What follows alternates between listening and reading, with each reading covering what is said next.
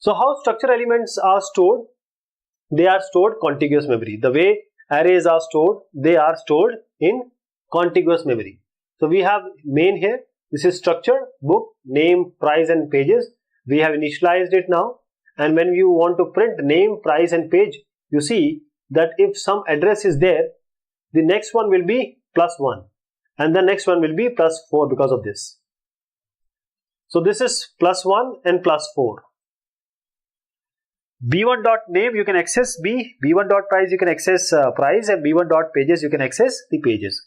Now this is the character, so it takes 1 byte. So we have 65518, it takes 1 byte, so it will go up to 65519. The next address will start at 65519. Now this is float, so it will take 4 bytes. So 4 bytes means 19 to 23. So it will take 4 bytes, and this, because this is the B1.pages, so it is going to take, because this is an integer, it is going to take 2 bytes.